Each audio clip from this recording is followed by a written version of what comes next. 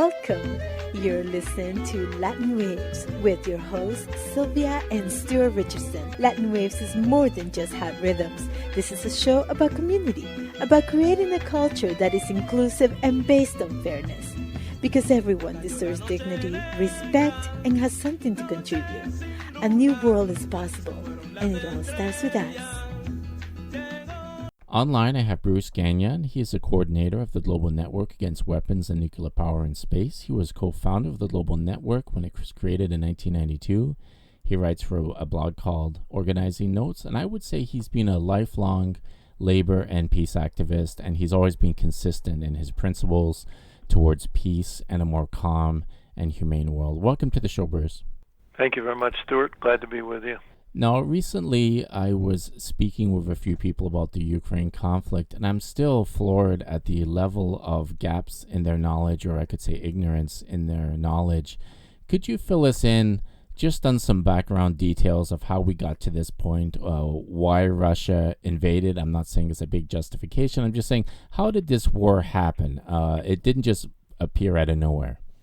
Well, all the way back to 2008, people can find the speech, Putin's speech to the Munich Security Conference in 2008. He was pleading with the West for security guarantees. NATO was expanding continuously since the Clinton administration. Clinton called it NATO enhancement.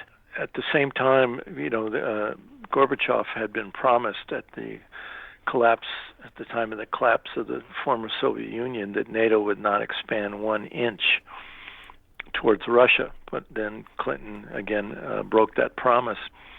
And then at the same time, NATO war games right up onto the Russian border were increasing as NATO was expanding. And then the U.S. deployed missile launch facilities in Romania and Poland a couple of years ago that can fire first strike attack nuclear-capable cruise missiles, essentially a Cuban Missile Crisis in reverse, except this time, in this Cuban Missile Crisis, the American people don't know anything about it. So Putin, again, all the way back to 2008, was pleading for security guarantees, cooperation, let's discuss this stuff. And sitting in the front row, listening to him, smirking at him, were John McCain, the former senator from Connecticut, who was vice president at one time. I'm blanking on his name right now, but anyway, he was there. Bill Gates, Secretary of Defense, they were all laughing at him. So, obviously he came away from that meeting with nothing. And then in 2014, late 2013, early 2014, during the Obama administration, the U.S. orchestrated a coup d'etat in Kiev that was muscled through in the streets in the famous Maidan so-called revolution. It was a color revolution that threw out President Yanukovych, a elected president, who was trying to balance between Russia and pressure from the European Union to reject Russia and go with Europe in terms of economics and foreign policy and everything else. So he was pushed out of power, backed up in the streets by the Nazis, who were absolutely present, violent. Everybody knew about it. I was watching this whole scene in real time on YouTube. And then soon after, in 2014, one of the first things the new government did, imposed by the U.S., was to declare the speaking of Russian in Ukraine illegal. Well, half the country speaks Russian, particularly the part of the country in eastern Ukraine, right along the Russian border. The Nazis predominate more on the western side of the country, near the Polish border. And so the people of eastern Ukraine, the Russian ethnics, they began holding peaceful protests, gathering referendum signatures, saying we want a federated Ukraine. A lot of people say they were Russian separatists, but that wasn't true. They were calling for a federated Ukraine. We just want local autonomy within Ukraine. We want to be able to speak our own language. We want to be able to elect our own local officials rather than have them appointed by Kiev. by the new government, the new right-wing government, the new U.S.-controlled government. What happened then was the U.S. was training and arming and directing and funding these Nazis and the Ukrainian military and bases in western Ukraine. I know this because one of my friends, his son in the U.S. Special Forces at Fort Carson, Colorado, was sent to this base called Kamaletsky twice in western Ukraine to train the Ukrainian army. They created a National Guard and brought the Nazis into the National Guard. And then they would send them to eastern Ukraine to attack the Russians who were marching peacefully in the street calling for a federated Ukraine. The coal miners, a lot of coal mines in eastern Ukraine, again, right along the Russian border. The miners came out of the mines to defend their families. They were called, again, Russian separatists. They were called Russian forces. They were just local Ukrainian citizens defending their families against these attacks by the Nazis. And again, I'm watching all of that in real time on YouTube. And so that's when the war began in 2014. And so over the next 8 years, we saw more than 14,000 Russian ethnics in eastern Ukraine killed by their own country, more than 34,000 wounded. Repeatedly, Putin kept pleading with the West, with Europe, with NATO, with the U.S. to agree to security guarantees, to stop this attacks on the Russian ethnics in eastern Ukraine. He helped lead the formation of the Minsk agreements. Russia was not a party in them. Russia was helping to negotiate these. But they were agreements between the people in the Donbass, the region of eastern Ukraine that was being attacked, an agreement between them and the Ukrainian federal government that Ukrainian government would pull their military back.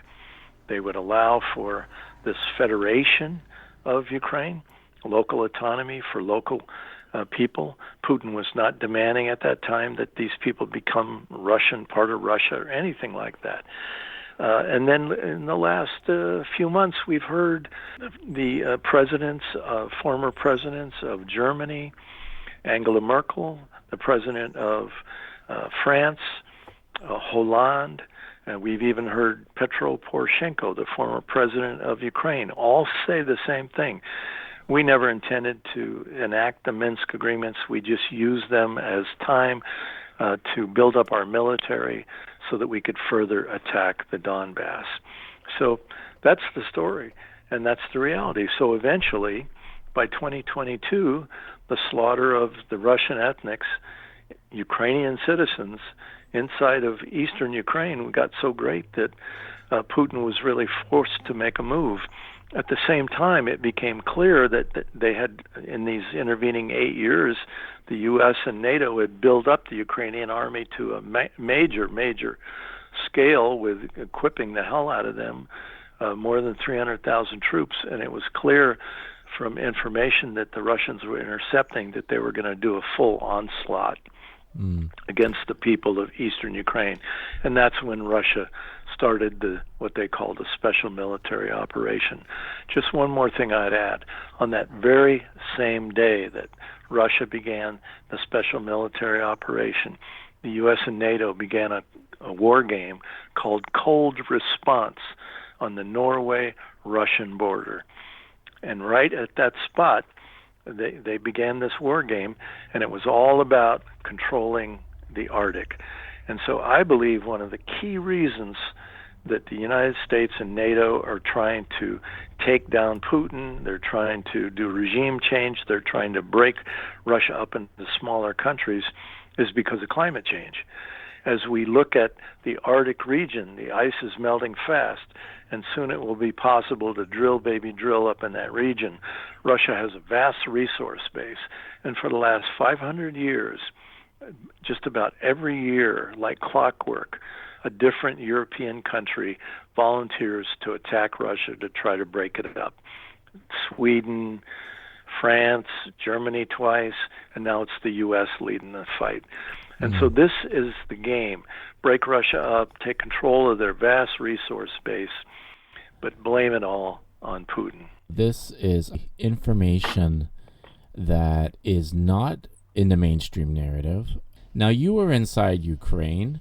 You had firsthand witness to what's happening in Ukraine. Can you talk a little bit about who are they fighting? What happened in Odessa in 2014? And because we know Putin is no angel, but also the opposite side is no symbol of goodness either.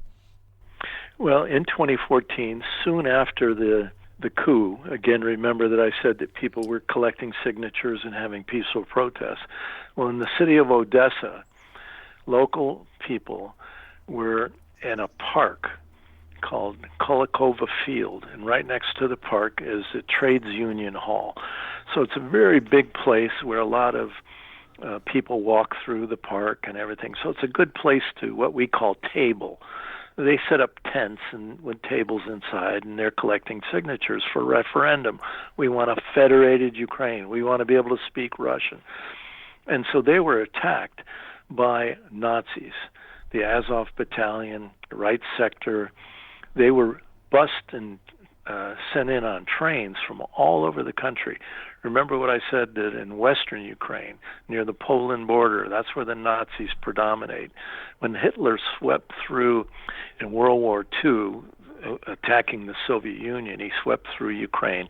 When he came into western Ukraine, just again along the Poland border, a guy by the name of Stefan Bandera, a Ukrainian nationalist, put on a Nazi uniform, joined Hitler. His followers joined Hitler, and they helped round up and kill tens of thousands of Jews, Gypsies, Poles, and Russian ethnics. And so this part of Ukraine has always been about Nazis, allied with Nazis. And May 2nd, 2014, they brought in these Nazis from western Ukraine, brought them into Odessa, a city on the Black Sea, and they attacked the people that were tabling at the Kulikova Field. The people ran inside of the Trades Union Hall, shut the door, and then the Nazis outside the building were making Molotov cocktails, throwing them through the windows. A fire soon started inside the building. The front door was on fire. And the people inside, there were at least 100 of them that were in there. And their tabling operation, it was a real big thing. It was a big park. They had many of these tents out there where they were tabling. And so they started coming to the windows to get some air because the smoke was getting worse. And there were pictures. It's again, I'm watching this almost in real time on May 2nd, 2014, on video and YouTube. A lot of those videos, YouTube has been cleaning out a lot of this stuff over the years since then, but a lot of it is still available if you look hard enough. If you go to my blog, Organizing Notes, Notes, just on May 2nd, I did another story about it, so it's easy to find. Anyway, there are pictures of guys on the ground, Nazis on the ground, shooting at the people coming to the windows for air. Soon the fire got so bad, people started jumping out the window. And it's like 3 floors, and when they hit the ground, the Nazis with bats were beating them to death. And they killed well over 40 people. There's well over 100 to this very day have never been found. Many people believe they were killed, and God knows what happened to their bodies. Some people were arrested, but they were only the people that were inside the building, and they were then taken to the Security Bureau, the SBU of the new Ukrainian government, and sort of their version of the FBI and the CIA all in one. And they never were heard from again. Mm-hmm. And so the mothers of these people began a organization, and they began appealing to the world to call for an international investigation. Again, nobody's ever been prosecuted for these crimes, even though there's voluminous video coverage of who was doing what to whom. So in 2016, the mothers put out a call around the world. Please send people, people from around the world, come here. We're going to go to the building. We're going to pray. We're going to have a ceremony. We're going to ask for an international investigation. So 3 of us from the United States went, myself being one of them. We got there. We're having lunch with the mothers in a hotel. In just a few minutes, we're then going to be going to the building for this ceremony, this memorial ceremony. Someone came and said, we've got to go now. We hadn't even hardly started eating yet. We've got to jump on the bus and go now because the Nazis, the Azov Battalion, are cordoning off the area in front of the Trades Union Hall. We jumped on the bus. We're driving there. Just as we approached the Trades Union Hall, Nazis were throwing rocks at the bus. We got off, and the entire area around the Kolokova Field, the park, and the Trades Union Hall was roped off, and the Azov Battalion was standing there with machine guns and would not let. It was like 1,000 people had come to this memorial service led by these mothers. They would not let them go near the building. I saw it. I was there. I experienced it. I've seen the Nazis in real life, in real time. This is the reality of it. And so every year since then, there's a big effort around the world to remind people about May 2nd, 2014, this crime. I have to say that, a lot of people don't really understand how much the Russians suffered during World War II at the hands of the Nazis. The Soviet Union, Soviet citizens, 27 million of them were killed during World War II by the Nazis. So Russians know about the Nazis. You don't have to convince them of the reality of it. And they're not going there again. They're not going to allow it again. And so when the United States imposes a regime in Kiev in 2014, this coup that is backed up by Nazis, Russia is clear about what's happening here. They're clear about it, and they're not going to stand for it. And so they're going to stand up against it. And if they have to do it alone, they're going to do it. That's the story. The mainstream narrative, Bruce, some crimes are very visible, other crimes are invisible, and this is not something that's talked about at all in the mainstream media. We never talk about Yemen, we never talk about Palestine, but these independent voices are speaking up, and it is absolutely horrific. Since this invasion started, thousands of innocent Ukrainians have been killed, thousands of Russians are dying. The West can't send enough money and weapons into Ukraine despite their domestic needs, which are huge. And yet, where is the U.S. peace movement? I see a European. I'm starting to see countries backlash against NATO. But in the States, are we party before principles? Where's our peace movement? Is it because they're Democrats? It's a noble war? I imagine if this was Trump or Bush, people would be on the streets. Where do we go from here? Well, first of all, let me say I think you're absolutely right. If this was a Republican administration doing this very same thing today, sending weapons, U.S. has already sent $140 billion, that's with a B, $140 billion. The U.S. blew up the Nord Stream pipeline that was going to deliver. It had not been turned on yet officially, but it was all finished. It was going to deliver natural gas from Russia to northern Germany. Germany would then distribute it throughout Europe. Biden blew it up. Pulitzer Prize journalist Seymour Hersh wrote a story about it, and it got ignored by the mainstream media. But anyway, here in Maine, where I live, just like most of the rest of the country, the peace movement is extremely divided. We see major national groups with chapters in the state of Maine will not go near this issue. They will not discuss it whatsoever. And I saw the same thing during Yugoslavia in the early 90s when the US and NATO broke Yugoslavia up into smaller pieces. The United States bombed the living hell out of Belgrade, would use depleted uranium weapons at the time. Bill Clinton was in office. I was an organizer in Florida at the time in the peace movement. Couldn't get people to come out on the streets and protest. But when George W. Bush was president, or when Donald Trump was president, then it was easy to get quote-unquote Democrats, loyal Democrats, to come out on the street and protest anything that those presidents did. So I believe it is true indeed that Many of the people that proclaim that they're peace activists put their party first, their Democratic Party first, before anything else. And when their party's in power, they stand back and they let their party do whatever they want, because to them, the most important thing is to ensure the domination of their party. But I want to ask this question. Every war that the United States has been in the last 20, 30 years has been about resources, right? Oil, natural gas, et cetera, et cetera. Can't we see that this is just one more resource war?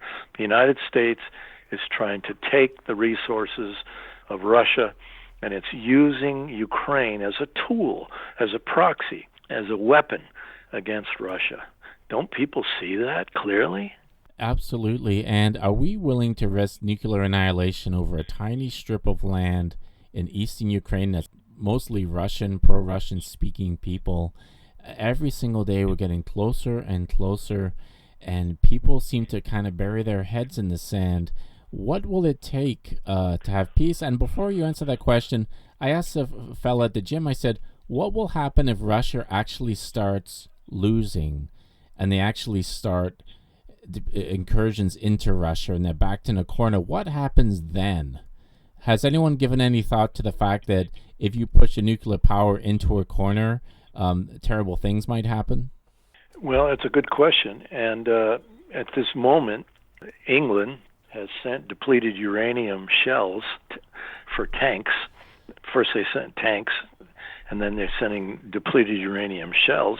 These are nuclear weapons. And they've also just sent cruise missiles that have now been used in the last several days against the city of Donetsk, one of the cities of eastern Ukraine, former eastern Ukraine. It's now they voted and became part of Russia.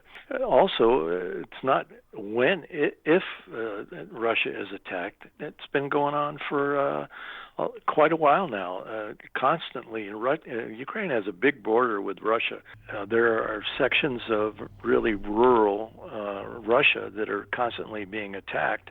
Ukraine sends in reconnaissance terrorist teams. Basically, they go in and they blow up things inside of these very rural parts of Russia, killing people, blowing up various targets, not military targets at all, but civilian targets.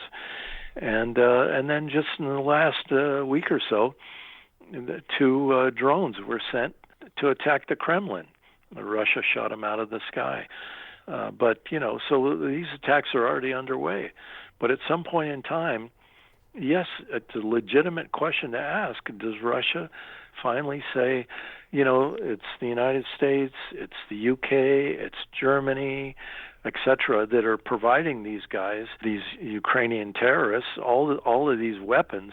At what point does Russia say, we're going to have to really hit the source of this terrorism that's coming at our country? Absolutely. And every day, think about one mistake, one disgruntled pilot, one soldier who looks at all those weapons lined up in the Polish border and decides enough's enough. We're going to go further. And, there's big nuclear power plants all over Europe that are easy targets. There's all kinds of chaos that can unfold, and this is a very dangerous game. Make your pitch for peace for the people who think that there should be no compromise, the people who think that we're going to defeat Russia. After 20 years in Afghanistan, look what happened. They really think we're going to be defeating Russia. What is the best route for peace? Is it both sides giving up something? What is your pitch to peace for the people who are still on the fence? Well, first of all, I want to say, when my country is has already sent $140 billion to Ukraine. Seymour Hersh, in another story he did recently, he said that Zelensky and his cronies have already raked off $400 million off that into their own pockets. That's pretty amazing. But we have big problems in our country, as Canada does as well, as all the European countries do right now. And they're wasting all of this money that should be going to deal with our own internal problems. So that's number one. And number two, I've been a peace activist since I was in the Air Force during the Vietnam War. That's where I became a peace activist. And I've been one, that was 1971. So I've been one ever since. And, I'm an American citizen. And so I first look at what is my country doing.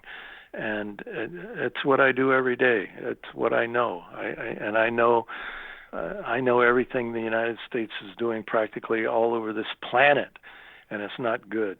And so I have an obligation as an American citizen to stand up against what my own government is doing. And I think it's the same for Canadians or Germans or anybody else. Look at what your own country is doing and call them out on it. But I think one of the problems we have is getting around the mainstream lies, the mainstream narratives, the corporate narratives. I mean, don't we know that the corporate media is linked to the military-industrial complex, to Wall Street? They only trot out the stories that benefit those corrupt entities. So we've got to get people looking at alternative news. One really good source is Consortium News. It's a really good website with excellent journalism. I refer people to my blog, Organizing Notes, Notes, where every day I'm posting things from all over the world about movements for peace. There are people doing good peace work around the world, interviews, stories about what's happening inside Ukraine. I just posted yesterday one called History Lesson. The war began long before 2022. And I show a 2018 video. Now, again, remember, this is 4 years, 2018, 4 years ago, before this Russian special military operation began. And it's a video about people being shelled in the Donbass by the Ukrainian government. So go and take a look at that yourself and see for yourself what the story is. So, let's don't be intellectually lazy and just swallow the lies that come from the corporate media. Let's go and find the truth. Now, I know for a fact that a lot of people are afraid to face the truth because they're afraid of being called Putinistas. They're afraid of being rejected by family and friends, et cetera, et cetera. But, as you say, we're facing nuclear war. We're facing World War III. Do you have children? Do you have grandchildren? Do you have relatives? Do you love the nature on the planet Earth? Is there anything that can motivate you to want to protect life on this planet that would be completely decimated if we allow this thing to keep going the way it is? And now on top of all that, the United States is determining that it's going to go after China and use Taiwan the same way they're using Ukraine today as a tool to create a war with China. So how does the United States and its allies think that they can fight two nuclear powers at the same time? I mean, it's pure insanity. So people, take a trip to the Wizard of Oz and find a heart and some courage and help stop this terrible, terrible war that's coming our way if we don't do anything. Well said, Bruce. And I wanted to thank you for your long service to the cause of peace and a more just and humane and peaceful world. And I thank you for your time today. Thank you, Stuart. Thank you for listening to Latin Waves. Latin Waves is an independently produced syndicated radio program made available for free to campus and community radios, and also to the world at latinwavesmedia.com.